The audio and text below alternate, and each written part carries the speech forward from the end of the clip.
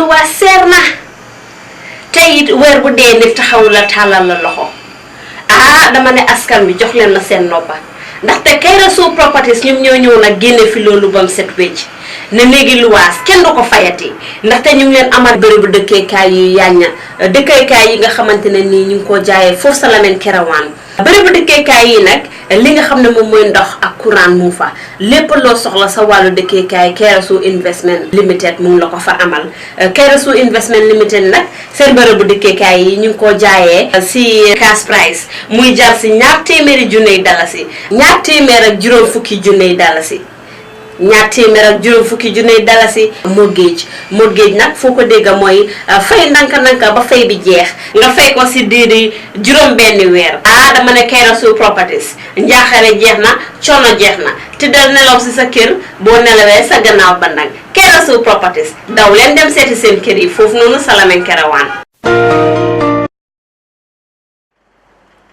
The Youth Bantaba show opens gates and is a platform for all youths.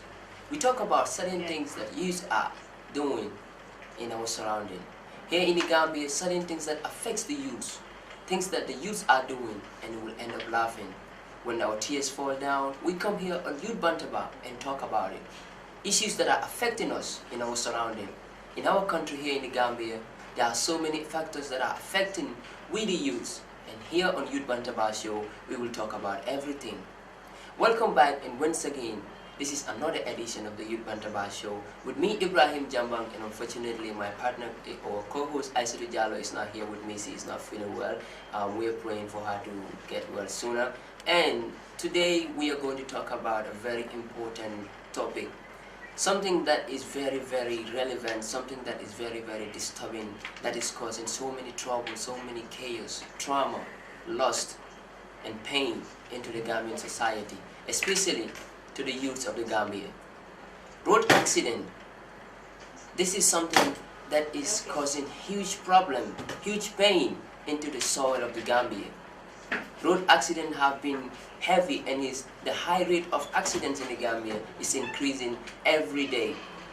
We are asking questions, we are talking to several people, we are saying, we are thinking, we want to know, we are doubting what is the solution and what is the cause of this high rate of road accident that is happening. We can't be losing our fellow brothers, our fellow sisters every day on the roads. We can't expect our mothers to see us first thing in the morning going to school or to work, and for them to have a call or a text message from people outside to announce the death of their child. This is something that we don't want to be having or to be seeing or to be hearing in the country now. We want to eradicate all of this. How do we do this? There are several issues to be done. There are several mechanisms to be put in place. Even not to eradicate the whole problem, but to reduce the high rate of road accidents here in the Gambia. Gambians are crying every day. Why are we having road accidents? It is high time for we, the youths, to stand and say no to the high rate of road accidents. What are we going to do to stop this? Engage the government, engage other authorities, and engage ourselves and work hand in hand to do it. So today on this week's edition on the Youth Bantaba show, we'll be talking about road accidents. And earlier I went out because we have learned there was an accident back in Lamin. We went out and talked to the people of Lamin. They explained why they think the high rate of road accident is increasing in the Gambia. After talking to these people, just recently, yesterday, one of our colleagues, our friend, our sister, lost her life. Not just her. Papa Toure also lost his life. Sekou Toure also lost his life in a road accident, a very serious car accident that happened just recently. This is so heart-touching. This is something that is so emotional, that the whole entire Gambia is mourning to the loss of these three young souls. How many more souls do we want to mourn on behalf of this road accident? How many more souls do we want to be crying? How many more souls do we wish to lose? We still want to be living as young people. We still want to achieve our goals. We still want to achieve our dreams. We still want to reach to where we want to go. Yes, it is obvious everybody must die. But then, we need to help each other. We need to prevent certain things from happening. Some people might relate it to the roads. Might be saying we don't have enough roads, we don't have good roads. That's the reason why. Some people might attribute to the unconsciousness of drivers, incompetent drivers. Some might say the drivers are not even competent to be on the road. Some might attribute to the police being corrupt for giving out license to people that are not qualified to be on the road. Some people might attribute for drivers not having knowledge of road principles, how to be on the road, what are the signs on the road. You don't have any knowledge of all of that, but you're still on the road driving. Some people will attribute to those giving their cars out, especially commercial vehicles, because you need the money, so you don't care who else is driving your car. You just, as long as the person is bringing your money back, you are okay. But we are saying no, we don't want all of that. So here on the Youth Bantaba show, you are free to just write down your comments on the comment section and say whatever you think can be a very good mechanism to stop or even reduce this high rate of road accident happening here in the Gambia. The Gambia is a very small country, but of course a very peaceful country. Just yesterday, if you have heard or you have seen the funeral of these 3 young, beautiful souls that passed away, you will be touched deeply. You will know, of course, Gambia is a nation of one. One people, one love. People coming from all parts of the country to the funeral of Sisi and Papa Toure and Sekou Toure, which is so sad because to my own perspective, when I see people celebrating our people, our young people that are doing so hard in the development of the nation, but yet still it is sad to see that they are only celebrated when they are gone. We are not saying don't celebrate us when we are gone, but I think we will prefer to see you show me the love of what I'm doing, of what you think I'm doing is good, to show me the love of that so I can do more before I am gone. So here on the Youth Bantaba show, we will explore, go in and deep and talk to the Gambian people and see what is the cause of this high rates of road accident. So before going further, before coming to Caesar's death, let's go back, because earlier, few weeks ago, we have had an accident happen in Lamen, a tragedy, which is very, very sad. A young girl going to primary school, primary 4, involved in a road accident. Instant death, which is so sad. She was coming from school. We went to the school and talked to the teachers, principals. I have spoke to some of our classmates, some of the teachers in the school, some of the principals. All this happened due to careless driving. All this happened to unconsciousness while driving. Lack of knowledge while driving, because every road there are signs of everything on the road on how you should do and where you should stop and where you should overspeed, where you should limit your speed. Unfortunately, this girl was coming from school, crossing the road, and where she was coming from, there was a zebra cross. That place was just exactly, it's a zebra cross. She was trying to cross. This driver couldn't hold his brake. According to some that I've interviewed, they mentioned that they said the driver's brake wasn't working, which was so unfortunate, because if you are supposed to go in traffic, you know you are to be on the road. First thing you need to check your brakes, you need to check everything if it's working before you get on the road. So some people say because the driver's brake wasn't working, that's the reason why he couldn't stop and he had to hit the child. The death of the child brings so many tears to the people of Lamen. They cried, not just Lamen, but the entire nation, because nobody knows what she will become tomorrow. That is obvious, we know, but sometimes it is just tragedy.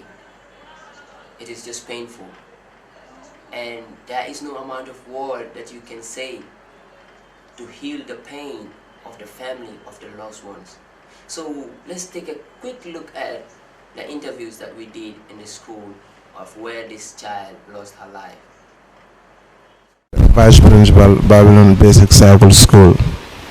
Mr. Jobade, what can you tell us about the high rate of accident? Because we have learned that just last week, one of your students was involved in a road accident and lost her life, which is terrible. So what can you tell us about this high rate of accidents happening in the country? Accident indeed, yes. Last week we lost a student, Diba Suso, a student of grade 4. I think there are a lot of factors that we can point out for the high number of accidents that we are witnessing on our highways. One of them is underage drivers. Some people are driving at a tender age. Just by seeing you will know that this one is under the age of 18 or so. Another one is high speed drivers. Some drivers will go more than the required speed on the highway, and that can be very serious. We are already paying for the prices.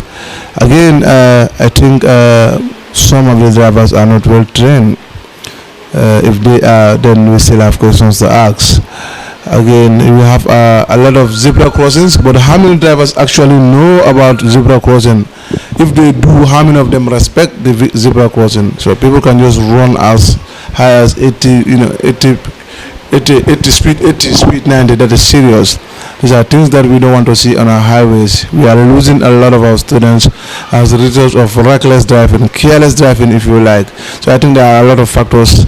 Even sometimes some people will be drunken and they will still be driving. So these are some of the factors that are leading to these accidents. I'm Usman Drame, a teacher by profession. Mr. Drame, we have heard about the accident that happened this past weekend, that your student was involved in it and then lost her life. So what can you tell me about this accident and how does it affect your school? Okay, the accident, when the school heard about the accident and the students, all of them were saddened. All of them were sad.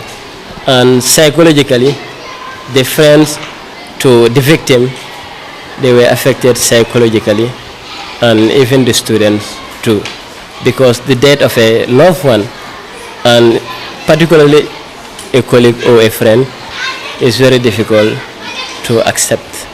Yeah. The high rate of accident happening in the country is too much now. What do you think is the cause of this high rate of accident in the country?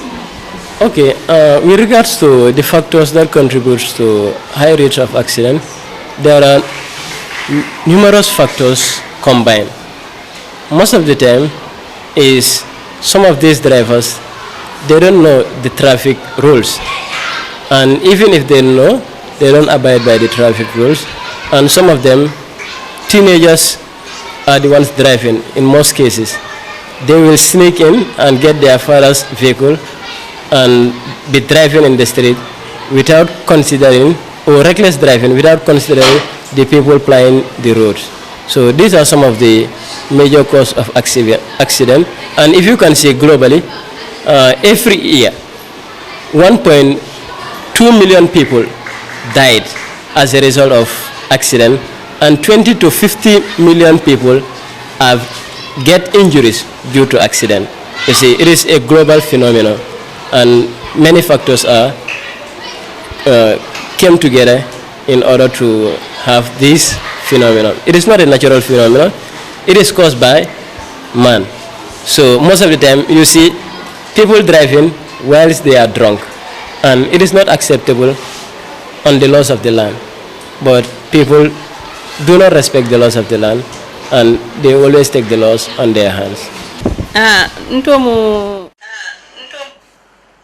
Yes, just like you've heard, those are people from Lamen, or a teacher, and also another one was vice principal of Lamen Babylon's upper basic school.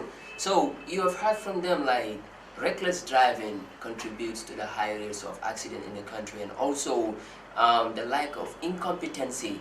Incompetency is something that contributes a lot to this, and drivers not having knowledge of the road rules and regulations. Listen, like Come num ko de waxe everything you see in life have regulations and have consequences.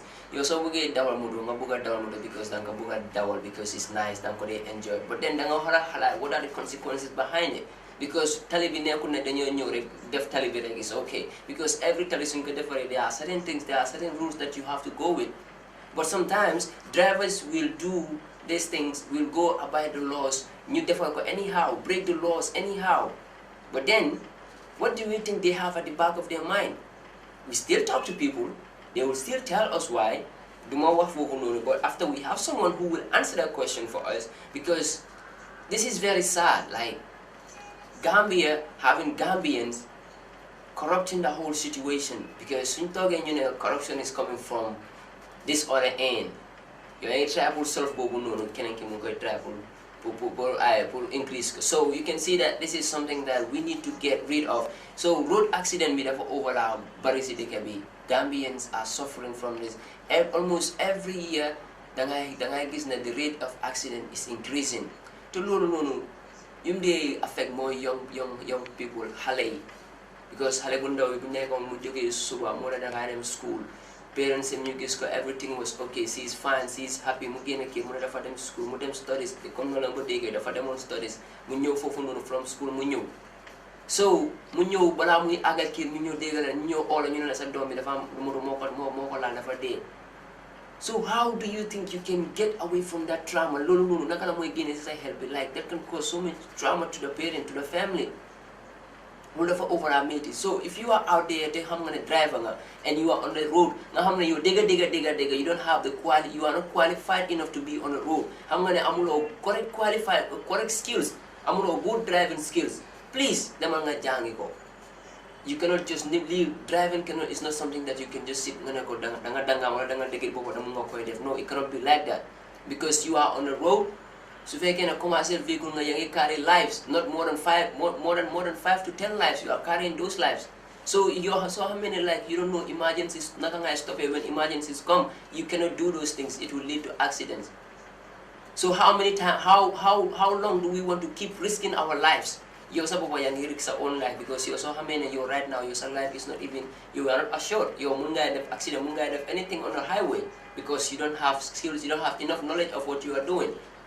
Like anything you do, you must have enough knowledge about it. So in a case, drive motor, you have knowledge about the car. You don't even know the car you are driving, because you need to know what car you are driving. What type of car is it? Your motor, maybe a brand motor, but then after that, what else do you know about the car? Motor will break down, what can you do? You don't know anything about the car. The only thing you know is not to get child and then turns will be anyhow, changes a GRB, changes a living, whatever you do, stop. You think that's all. No, that's not all. There is more to it. Like, you need to know more about what you are doing in order to like avoid. Even so we know accident, the word accident, I mean, like what we said of a free, like accident, it's not done willingly. But sometimes some things, I think it is lack of incompetency and lack of experience. And deliberately, some things are just done deliberately, because if hadn't been, you know what you are doing is not right, and you know it is not safe for you to be out there on the road, then why would you be on the road? So if you cause any harm to any human being, that is deliberate. You cannot call that accident, because you're obviously that skill. I'm not that qualified to be driving on the road. Why would you be on the road? Like, my brother, this is so sad. You just think it is okay because you just can kill somebody and come. Because me, I can sometimes, some accidents over the accident.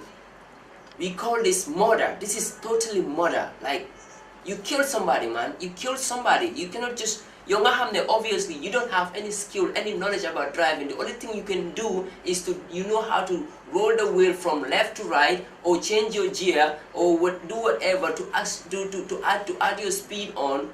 Just pump the gas, brake, you're losing a ham. So pass a little no, so get signs on the road, you don't even know whether this is the zebra crossing, this is speed, so get a sign, you don't know whether this is Mulai one and you don't even know this sign I want and I'm over one is must speed to this amount. You don't know all of that. You don't feel like you just need to be on the road. I think we need to be more careful about all of these. And just to remind you that you are watching the Youth Bantaba show, the reason why we are talking about this is because so many youths are affected by road accidents. Car accident is very dangerous, it's very serious, that when it happens, you either lost your life or you suffer from serious injuries. And you know, every young person, every young man or every young lady out there have a dream, have ambition. Dafa bëgg nekk dara something tomorrow.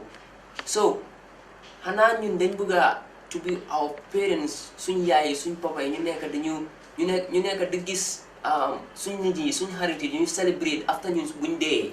Like, is that what we really want? For our parents to see the Gambia celebrate their children after they are gone for what they have done?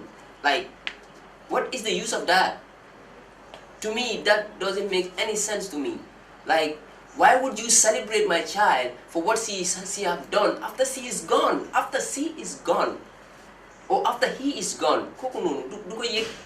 The person is gone. What are you doing? Why are you doing all of this now? Why not when she was alive?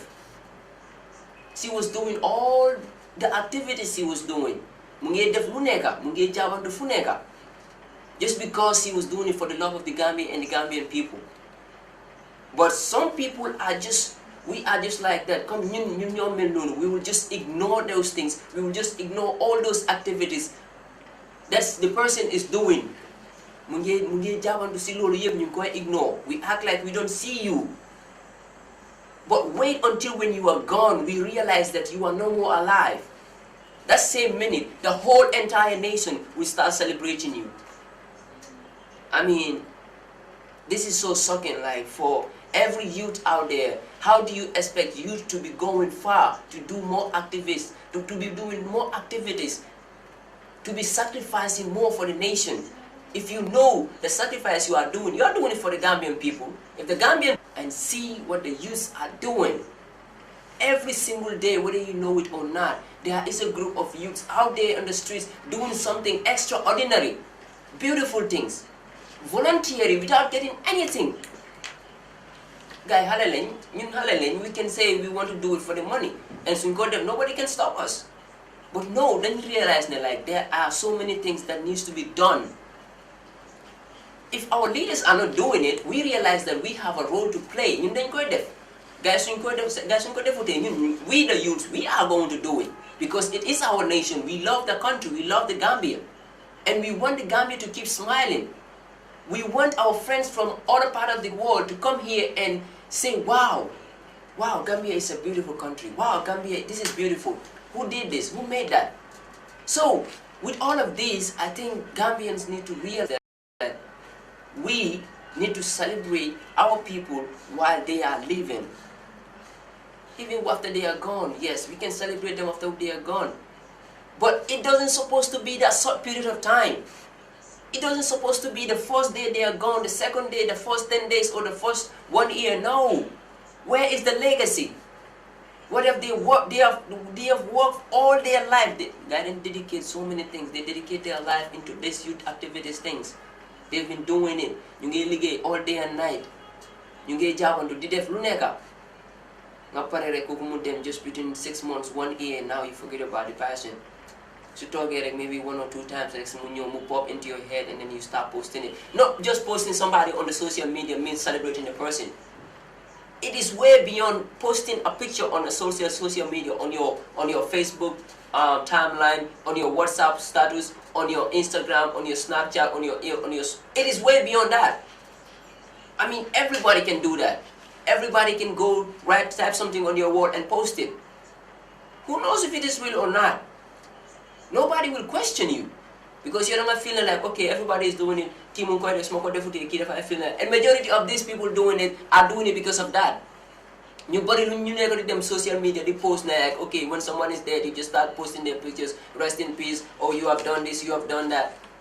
But now, because your friend is doing it, you feel like if you don't do it, because that is us. That is we the Gambian, that is our problem. We do things because we want recognition. What is the next person going to say? If I do this, what is he going to say? If I do this, what is she going to say? So little most problem, we need to fight that out. When you are doing something, do it from your heart. Do it, let it be real. yaa ko indi yaa ko bëgg a def ko real life koo koy defal na ko yëg because right now yow lay def ni kooku yëgul ko ñeneen ñoo ko yëg. So I think before we get deep into the discussion, it's just getting deeper and deeper, and we have a lot to talk about. Then you rush into the first commercial break. Soon we'll just go into it. So don't go anywhere. Stay tuned. I'll be right back.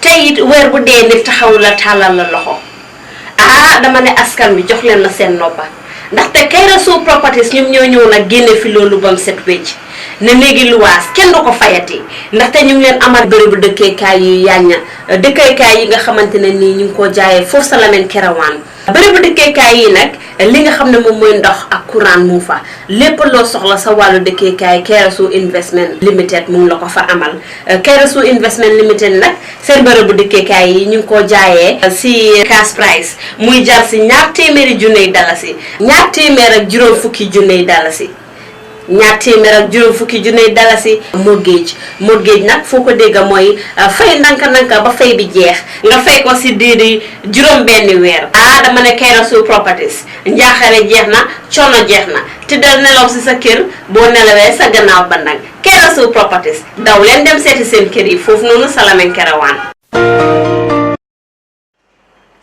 Welcome back after that short commercial break. We are right back and you are watching Gambian Talents TV, and this is your favorite show, the Youth Bantaba show, our show, your show. This is our show. So let's discuss. It's not just me talking. So welcome back after the short commercial break. And of course my camera lady was like, sa tey da nga so xaftaan na jàmm tey moom lu xew. And of course bi moom kay comme gars yi ñu ko di waxee rek fii suma sister moo fi jaar Jambang's Royal Glamour moom moo defar lii mu ne ma tey moom kay dana defar ba mu nice pour nga dem at least yow tamit xam nga because man moom kay lu ma di if you soo leen bàyyi xel doo leen gis xaftaan bu bëri de wante tey moom kay Jambang's Royal Glamour mu ne ma solal li nga dem nga mën a jéego si loolu. So okay, enough talking about that. Let's go back to what we were talking about because dafa mel ni suñ time keeper yi moom kay nekkul suma xarit moom time bi su jeexee su jeexee 1 minute sax duma ko may. So let's go back like I was saying before ñu dem si commercial break bi dañ play video boo xam ne like bu ñu ma demoon si school bi ñu waxtaan ak student ay teachers yi ak vice principal bi gars yëpp ñoom ñëpp wax nañ lu tax luñ foog moo dee waral massive road accident bi. They mentioned about recklessness, they've mentioned about incompetency, they've mentioned about corruption. And foofu la ñoo dem ni corruption because so gisee like so many things like su fekkee ne you are out there nga def dara tey mu jig la nga def ko the next time mu jig la so that will become a habit si yow because da ngay xam ne soo ko defee next time it will be okay because you'll be like su ma ko defee it is fine, nobody will talk, nobody cares, I can do something, maybe I have money, I can do it. Let me just get straight to the point of what I'm talking about. The police, they issue license to the drivers, but now we have drivers who have this music television. They know perfectly well you cannot drive. You've not gone through any driving test. They will not through any test. Your law ham like my damana tea baby, maybe don't go down as it could be 1 or 2 times, 2 or 3 times, like I feel like okay, I'm good enough. Not from me. I've talked to people and they mentioned that. Come to go ahead, we want them deep into it and then talk about it. We will listen to them. But then like all these factors combined together, if we worked on these things, I think so stop with this because bit of the over like crazy because I think I was waiting for that part when the day guy wouldn't every day it is ringing inside my head. Westfield fee so again is a bitty. See highway be, see other side with on the left hand side and go on the right hand side and go this not got a bobu got a buffer puppy. That is a very, very dangerous spot. We have the need for the tower every day. The gotta be so the motor you need to have band your funde niti funde motor niti funde tower put them band motor funde stop. That gotta you for the neck the gotta they are not closed, they are widely open and the other side of the road time made the same thing. So no, anything can happen. Any driver will lose control and everything. Niti forward and they talk and you jai. The other time I know what and a guy for someone and didn't fee and I for all because I need talk fee. ñaanuñ ko yàlla wante su fekkee ne driver mu lose control mu ñëw mu war a daw fii mu duggee nii loolu naka nga koy def mu ne ñun moom te dañoo uti suñ lu ñoo dundee because duñ mën a bàyyee fii so da ngay gis ne like people know that they are not safe in a position wante still guy ñu fa wante ne that place can be covered, that place can be really covered loolu fu mu nekk noonu is not safe da ngay gis na nga taxaw sa nga gis kuy jump foofu noonu kuy jump from this other side to this other side maybe dafa tire pour walk all the way pour mu dem mu cross dafay jump and which is not safe mun nga jump nga miss the steps and then break your leg all those things are happening so I think the government, the police have a very high stake to play into this police ñu ngi nii fi nga nekk si tali bi you are there ngay toog fële because I've seen it not once not twice da ngay gis traffic bi mu ngi over la taille police driver mu ñëw mu def something very silly mu dem rek mu gis ak police bi whatever they are doing there whatever they said I don't know before 5 minutes they are done with it he's gone so how do you expect to get those laws and those regulations intact if other drivers are seeing you having that conversation what do you need a conversation with do you even need a conversation with them so la te nit ñi ñu ne la police yi suñ ñëwee fii driver suñ defee lu leen neex rek ñu dem police yi ñu jox leen benn $50 benn $100 because we see it ourselves léegi gars yi duñ ko dee ndoba nga dem rek nga toog nga gis driver bu def dara rek mu génn si police yi mu dem mu taxaw rek mu ne ko jox ma lii because I have heard that then am na benn day moom noonu ñëw liggéey suba teel ñu ngi si moto bi driver police mu break driver bi and then driver bi mu ne ñu xaar leen kii xam naa ko su ma ko joxee benn aadre mu ngi cool I thought it was a joke but that's exactly loolu la happening ko because kooku dafa wàcce si moto bi rek mu dem mu wax kooku noonu rek mu ñëw mu ne la leen xanaa lu ma lay wax kooku mu ñëw rek ubbi liyam bi rek lu nekk si moto bi rek mu ubbi kalbeyam bi rek jël $100 yóbbu ko jox ko rek mu ñëw dugga moto bi dem so I was thinking like okay if he can do this what about me that don't have the $100 man bu ma xam ne xaw ma $100 man naka lay defee so what do I do so man dafa mel ni so okay if I do something wrong if I don't have money then that's the time I will face law but if I have money I can escape it and we say nobody is above law but then you are showing me that if you have money you can be above law so if I can our securities are showing us that if you have money you can be above law my brother then where is the Gambia really heading to where actually are we heading to ba doole fu ñooy dem yow mi nga xam ne yow moom ke maybe sa benn 190 bu ndaw nga amee nga koy godo nga jënd sa essence 150 wala 200 nga koy godo pour ñëw Westfield nga def benn slight mistake nga xam ne 150 boobu noonu moo nekk sa diggante yàlla yow jënd nga ko fuel nga ñëw ba si yoon police bi mu ne la stop mu ne la $50 nga ne ko su ma la ko waxee $50 sa aw ma ko mu ne la paak so yow nga gis keneen ku ñëw rek mu ne ko nii mu ne la $100 kooku mu jox ko 150 so how do you expect our country to be free from corruption? We say corruption is something like it's a worldwide sickness, it's a worldwide problem. But then there are causes of it. If you have your security doing that, like my brother, is a question. Coming back to road accident, nangagis tamit kung hamne driver mo dio ni mo taxaw ci tali bi traffic bi mo ñu wala bari ñu ngi bari ci tali bi nga gis driver mu stop at in the middle of the road pour nga romba kooku mooy ngay romba de nga gis keneen tamit kuy ñëw the other side yow soo gisee if you are a conscious driver if you are a driver that is wise enough a driver that is aware yow xam nga driving well you know the road safety precautions and everything xam nga tali bi dégga yow mën a driver if you are truly a driver soo gisee moto mu taxaw in the middle of the road you know that is not usable that is very unusual pour moto mu taxaw in the middle of the road for no reason loolu soo ko gisee you need even su fekkee stop loss slow down as much as possible because soo gisee loolu mu taxaw dara moo tax mu taxaw wante yow nga gis loolu moto mu taxaw rek keneen ki mu ñëw rek keneen ki mu nekk di odalee mu ñëw fop mu romba yow su fekkee ne kooku nit la may pour taxaw pour nit la may pour mu romba soo kooku noonu su mooy romba kooku dafay feel la like kii lu ma mayee keneen ki dafay taxaw because dafa gis mu taxaw so kooku with that belief ne I am safe mu ñëw la cross yow nga ñëw nga hit ko soo paree nga ñëw nga nekk gisuma ko kooku noonu naka la mooy cross tali bi nekkul di xool wala you want to put the blame on the person or the driver bu taxaw pour may ko I think comme driver boobu nu mu ko waxee de wala tey bu ma demoon si biti di ko laajte why do you think road accident bu bëri mu ne tali yi xatiwul man dama ko laajte mais bi xanaa suñ tali bi moo xat mu ne tali bi xatul suñ pol bi moo xat Mune holi ñoo hat. I think that's the right word because all of you have not moy lolu. Mune ma I think suñu talibi hatut de. Holi ñoo hat. Holi suñu haté duñ mëna mayente.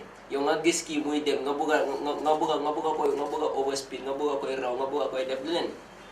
Which is so sad because dafa meeting nga ñëw rek nga wara génn nga bala ngay ewu bala ngay aga kii rek dara jot na la accident la wow we understand but then the police need to really take the time because even though su fekkee dafa jël like 48 hours 72 hours 1 week jar na ko pour yéen ngeen war a yóbbu nit through all those tests mu war a dem su fekkee ne dafa da ngeen ay create like classroom bu nga xam ne sax seen lu wala naa jox licence dafa war a toog si classe bu ngeen jàngale ko about the road safety and the rules and regulations si road si and how to be a qualified driver and what it takes to be on the road pour nga mën a earn your license like su fekkee ne like Gambia dafa wala yomoon pour am license then we are not safe if at all it is that easy to get license. Those people will be like, man, some people have a police rek suma pare rek na ko call ma ko license la bëgg mo na ma ligantel deru ma dem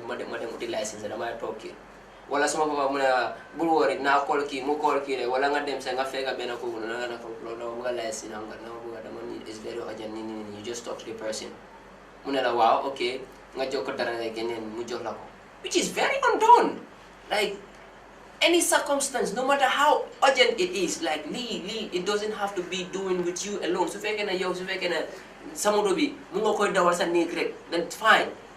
So if I can we have about like the Munanya country like 2 or 3 kilometers far from people, you can have a decade, then fine. So again, like $1 million is if you want, fine. Give them, they will give you the license, issue the license, munga them and do whatever you want with your car inside where you are. But as long as you are coming out in public, we are inside, we are on the roads, we are working. Our mothers are on the roads, our brothers are on the roads, our fathers are on the roads. You get them school. So do you expect us to be saying, okay, because road be safe, you cannot be standing on the road, like qualified driver, unqualified driver. You cannot tell all of that because road be super of day tight. So do we expect our kids to be not to be going to school? Because they should be school, they gonna actually more help. Muragal using school last week. I'm not for day, yeah, this week I'm not for day. Hale so go wahude so wahude na duma dem school. Yeah, bisa muna one dom from na yo munga relax this week. And will affect education on me. And the mom have the right to say that because it's not safe. You are not safe, I am not safe. We are not safe anymore. So if this is happening and we the youths are here and you go dig every day, but then we don't do anything about it. We don't engage the government. We don't talk about it. We don't even do anything. You talk. We'll only wait if our friends are gone, we start saying we want to celebrate them. Like, this is something that hurts me. Sisi Bum Daniel, may her soul rest in peace, and Papa and Seku, may their soul rest in peace, and all the other departed souls. Like, it is so sad. Imagine like these young people venture into the activities of peace. They want to just maintain peace into the Sarikure communities. Lola start they go def. Ali and you go against Mungo def on Facebook. She have done a lot. Sisi is a journalist. Sisi is an activist. Sisi is a TV presenter. Sisi is a radio presenter. Sisi is in the media. Munyojo information to you out there. Some of the news that some of the informations that you get, maybe some of them comes from her. Sometimes, if you want to know certain things, you must go to GRTS, not read news, you know certain things through her. And other people are doing the same thing. But how many times have you seen someone saying something to at least motivate on what she's doing, encourage her, support her? Who is doing that? All of that. How many times have you seen someone like this amount of ñu bari ñu nga xam ne like ñu ngi def lii comme ñu koy post ñu koy say rest in peace, fine, that is okay, that is nice, that is humanity, fine, I agree with that. But then she was doing some activities that you know that are really something that is very, very heavy. They are very important. Move them all the way to Koinam. It is on Facebook. Why don't you post that back? Why don't you comment? You can comment, you can write comment. Everybody can say that. Come over here, like post that. They will them see Facebook page, post something, post a picture of Sisi saying, "Rest in peace. You are good. You are an activist. You are this." Well, fine. We don't know. Everybody can do that. But then she was doing the work she was doing. Post or repost those things. Sell it out. Let the world know about her before she is gone. And now she is gone. You want the world to know about her. What are you doing? Legacy, yes, legacy. We can keep legacy fine. But in what way do you want to maintain the legacy on Facebook? Question. Do you want to maintain her legacy on Facebook? Can Facebook maintain her legacy? She was not doing it on Facebook. Never put it on Facebook. Facebook is not even a house. Facebook is something that is an app. It's a software that is on your phones and your devices. You can only access it on your devices. So you are telling me without the devices our legacy will be gone. Like without Facebook, imagine in a world without Facebook, WhatsApp, Instagram, Twitter, and all of that. How do you think we can celebrate her? In what way would you celebrate her? In a world where we don't have any of these. So that means when you them talk like new hall, we will be looking at each other like this. Be like, is it sad? Yeah, it is sad. Really sad at a very young age. At a very young age. Imagine crowd be dimwa, so demo this you can see like so this is television say the fight out. Crowd before them for noon. Man, this is tragedy. The family turn up like the for over our meeting. The Gambian government need to start realizing what its citizens are doing, man. We are here, we are the Gambia. We will never stop. We will never stop. But let me tell you one thing. So we are only going to subject ourselves on celebrating our people when they are gone. After they are gone, we will have so many people who have like being deaf because right now people are having that mentality. Lloyd deaf, whatever you are doing, until when you are gone. And that is true. That is really true. Being deaf until when you are gone. Because Lee Musangom was gone 4 years ago now. May his soul rest in peace. Before after 4 years, Musangom them. How many Gambians even remember Musangom's like Sahel be so way Musangom when hey digara hey Musangom kanya ganyu sa? How many of you can remember kanya ganyu? When was he gone? When was the date? Ban iyala, ban atla, ban besla.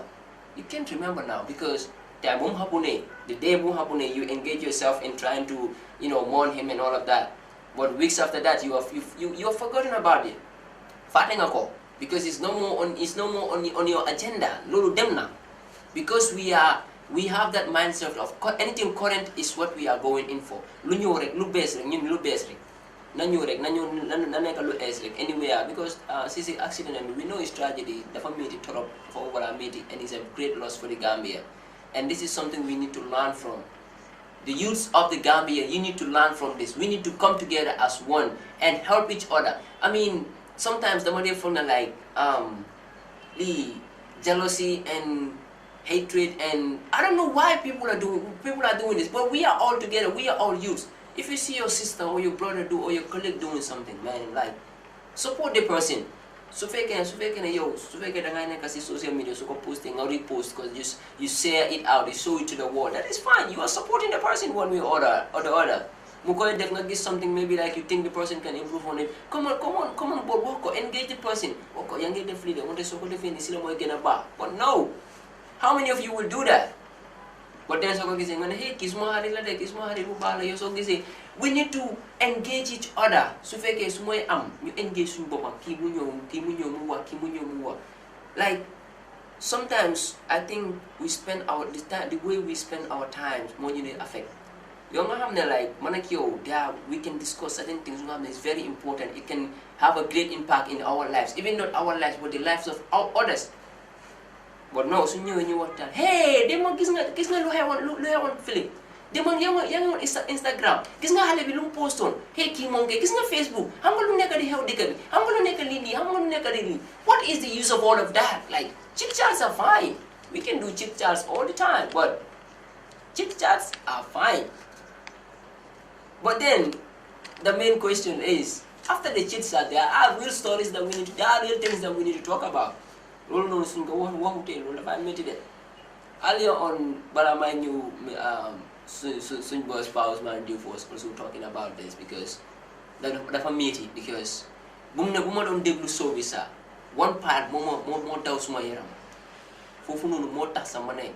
This is what I'm going to talk about today because that part really dapat daw semua yaram dapat dama ko ban sa bama ko screenshot because fofu when I heard him reading what Sisi wrote just before she was gone, this is so heartfelt. It got me so deep that munuma deflu darasa. I was just like this. Dama seda.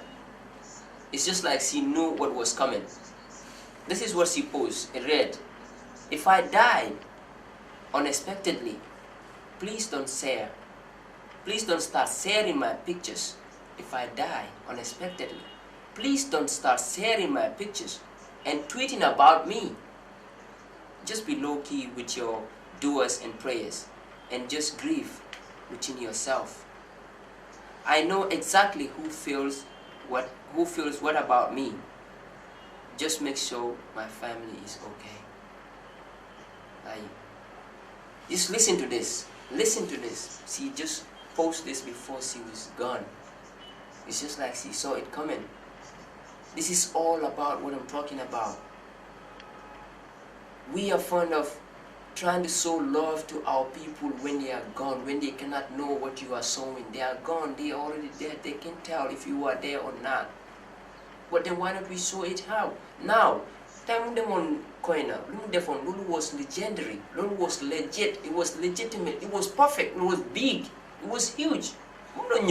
We can say Gambia Nende welcome Sisi Mungenyu Koina.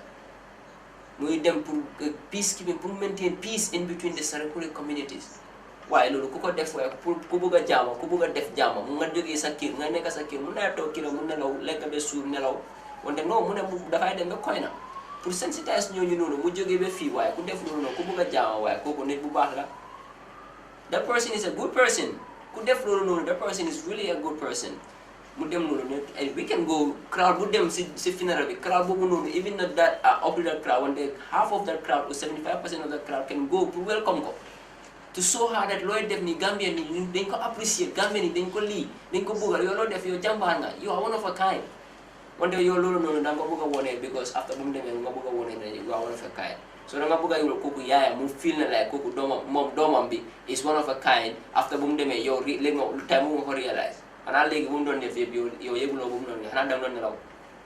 So I think it's about time for Gambia to start celebrating Gambia. And for the youths out there, the message I have for you, please, before I wrap up this show, for the youths out there, let us just try to recognize our fellow youths, our fellow brothers and sisters. Let us just, since the government is not paying attention to us, let's start paying attention to ourselves. If they are not doing it for us, let us do it for us and the Gambia. Like, I mean, the priority is the Gambia. It comes first and it comes last. So Gambia for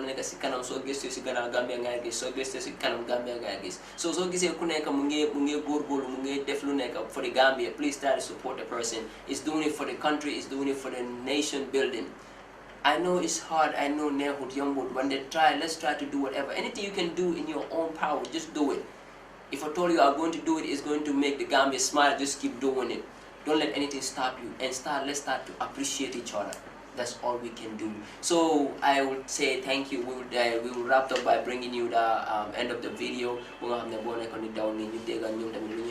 Few of the teachers knew what on the accident. So from now is bye bye from me. Have a beautiful weekend and keep following Gambian Talents Promotion. In case you have not subscribed to our YouTube channel, you can just subscribe to our YouTube channel, and don't forget to turn on the notification bell.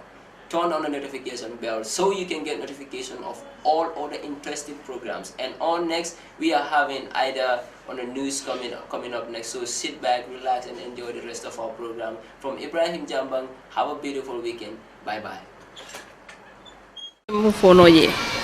Wala nyinto foka fwe accident moye accident sala la family ye yamfa ye hako boy dimole an fulan yamfa na drive for la carelessness lo because drive for nyibirate binaka ay teacher sol tarjele muli alon koy bata stop kan kay tande ko ñun drive do mo be lori ay ñil solé ta ye pour tambi barate amala baro control no anata ay dindi won hit man ta ben dafa the other car is there waya mol makoy non tan abe saral nano ay ta ko bitiko ko ay student dol mul tarja yol bima ha ani wo fana flanja wala nyenti policeol nyanta ka mol makoy bake because policeol idel fana e road play jile e kalan sino di dol la wala yan koy man driving no wakake problem molti zebra crossing yaje da wada ne moje lori je nyanta ka lola ani policeol je wala policeol bare itel drive poli ka jele ikana sai kam da ko policeol ngamu foyno wala nyinde policeol ifara nyanta ke hakiltu nde kay na dia mo katetel la ya jube be lansino di la mella careless drive na sembo warta baki accident on telani la men jang wato wati accident dindon lebe fala student on yaji ando at the end of the day driver mo yedi mo fa wakana la foyen ko hekato ita mol koma almamol alkalol sefol ina ya fa ha yam fa man tawadu tatena botate ni del mali be perdi la moto and there is no amount of money be mundi le mo betel o di mo replace no le yaji it's a very sad scene din Saturday ni accident a dangerous tabake la mo bele kijo fara sai presently at the school here mol be di mol bondi kanjane because ikama on koy yalla o mo school la losses let muscular losses at presently and teacher so be loading jele mo ba focus drive for a low amon so kalo amon. Good afternoon, ma. Good afternoon. What's your name? I'm B6 Of the school. Have you heard of the accident that happened last weekend? Yes, I heard of it. I came to school and the principal told us that we lost one of our students at a car accident.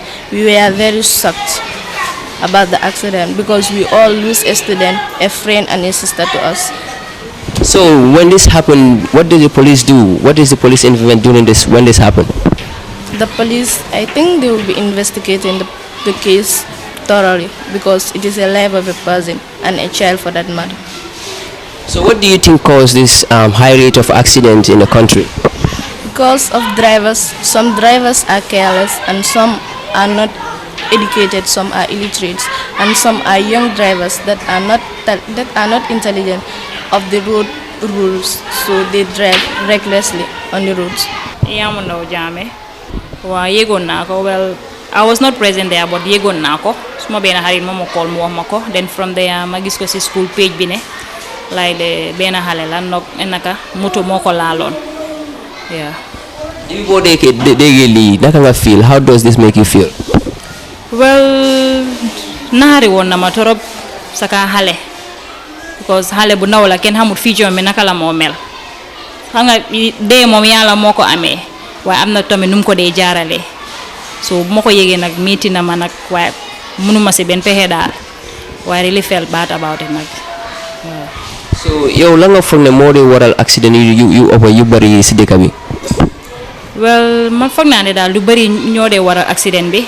One comme driver yi most of the time police they need to put that one into considerations. Bala ñoo joxé lancing ci driver they must take them to training school whereas they know that they are fully qualified te mën nañu drive then ñu mën la jox lancing bi te drive. And tamit already fi amna zebra crossing so driver buy ñew ko xamné né dal yo ay professional driver yo war nga xam zebra crossing bi lu mean So and any Johnson where there is a zebra crossing, you are there is a school or there is something that is built here. Why this zebra crossing? So guys, dañ wara bay xel ci lolu bu baax te tamit ñuy xamna ñeneen ni tamit moto yi ñu amé momuñ ko. So ñuy joxé sen moto tamit war nañu def lolu tamit into consideration. Su ñoo jox moto nañ jox moto ñoo xamné dañ ko mun. Bul dé jox moto non rek because yow sa xaliss rek nga afta. Boroman ba fa ñoro versé yow lo rek nga afta. So man lolu la am pour war lolu. Ning likely mami fola sinya fola abakala na school because do be first one oni almost student olti ajita school but still now uniform wala babal because amam photo show kono ay accident soto ni no felenting akabo Saturday classes la ka si ay accident soto andu mami fola wala ko because dino ni kabra accident soto time woni ba sika kanka bundi manu kanka sele tep tepu kan no be witness le that mean drive ni ngaba overspeed kan because naka ba blue file over kele another disaster because didn't want me be loro wota wala sera dina mini crosta so didn't want you ngaja nyameng ala condition ni a serious tal and accident balos ko because a dimin tale de to nyata nya mu be ka saya la batu de bari ala mol kom pour ya tariaka bondi si so ko na ba kola yala le because ni accident ti fa fo na kete la mula ni mentani hakilo la iba sirikala le something like that. Bare maming apila wala ko police pour yam mako because eka lansino di dola age of 18 17 20 amanke mutimi anko anyata ka moto borne because moto mfengol timi anko masin fengolon hania no nyaawo nya sometimes qualified driver fon eka accident cause la wol mu qualified driver la mamin dana wala ko police yam mako ikana lansino di mula mi yalno ko amang 28 27 kata amus ko ikana lansino dia ananya ka multimi anko ay driving experience totale jenda aba driving kala secondly mbami follow wolon ko government fana comme sometimes police will coming kedal it's not right ika mo jela ay mo ay tara buri kan overspeed ya londi ay nanang ina dia mu rek do mandin ndamba ay 100 subu net 100 bunda ya dila comme ninti ay ko ngako do su tole comme ni ayen ko nti yalan ko ngako do su damba drive na ngo ke once twice thrice mba comme ta worira matara ka buri wo nyam andu anytime sa accident cause no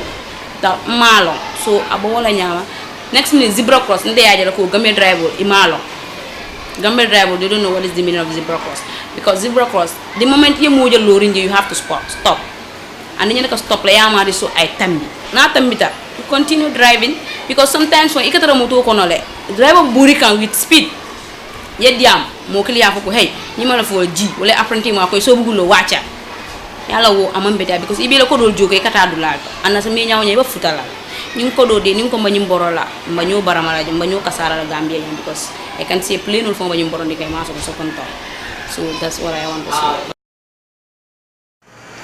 tayit wer bu de nit taxaw la talal la loxo dama ne askan wi jox len na sen nopa ndaxte Kairó Properties ñum ñoo ñëw nag génne fi loolu bam set wecc ne léegi luwaas kenn du ko fayati ndaxte ñu ngi leen amal bërëbu dëkkeekaay yu yàñña dëkkeekaay yi nga xamante ne nii ñu ngi ko jaayee foofu sa Lamin Kerewan bërëbu dëkkeekaay yi nag li nga xam ne moom mooy ndox ak courant mu fa lépp loo soxla sa wàllu dëkkeekaay Kairó Investment Limited mu ngi la ko fa amal Kairó Investment Limited nag seen bërëbu dëkkeekaay yi ñu ngi ko jaayee si cash price muy jar si $200,000 dalasi $250,000 dalasi $250,000 dalasi mortgage nag foo ko dégg mooy fay nanka ba fay bi jeex nga fay ko si diiri juróom benn weer dama ne Kairó Properties njaaxare jeex na coono jeex na te dal nelaw si sa kër boo nelawee sa gannaaw bandang Kairó Properties daw leen dem seeti seen kër yi foofu noonu sa Lamin Kerewan